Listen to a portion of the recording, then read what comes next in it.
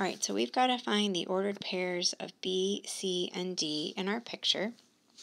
And they tell us that the distance of AB is 5 and that BC is 10. So we can do a lot with that piece of information.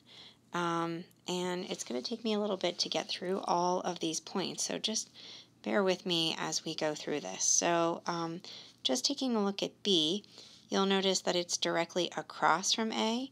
And so that means that it's going to have the same y coordinate as A because it's down away from the x-axis the same distance. So we don't know its x value, but we know that its y value is going to be -5.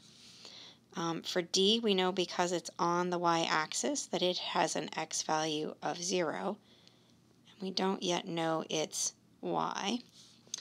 And then for C, we know that it's right above B, so it's going to have that same x-coordinate as B, but it's going to have a different y value.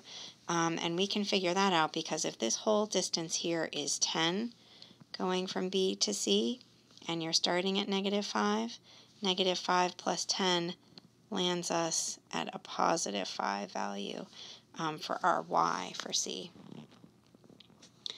We can fill in this other gap here for B because we know that this distance here, if we use that same logic, is 5. So if you start at -2 and you go to the right 5, you're going to end up at 3. So we know the ordered pair for B in parentheses and separated by a comma is 3, -5. Again, we can determine the rest of C because it's right above B, so you know you're going to go right the same amount.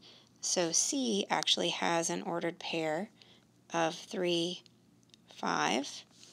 And then for D, the only piece of information we don't yet know is what its x value is. So we know it's going to be negative because we can see that it's below the origin. But the piece of information that we don't know is what the distance, and I'm going to change my color here because we have a small triangle if we use dilations, and then the big triangle is sort of outlined in red with the vertical side and the horizontal side. So we know this distance is actually 2 because this right here goes right along our y-axis, and we know because of the ordered pair that they give us for A of being -2 that this distance is 2. So if we use the idea of a scale factor and we want to go the horizontal of the small triangle is 2 and the horizontal of the big triangle is 5, and we don't know the vertical length of our small triangle, but we know the large triangle is 10, we can figure out that our scale factor is 2. So 2 times 2 gives you 4. So we know this length is 4. Well, if we start at -5 and we go up 4 to give us where D is, then that's going to be a -1.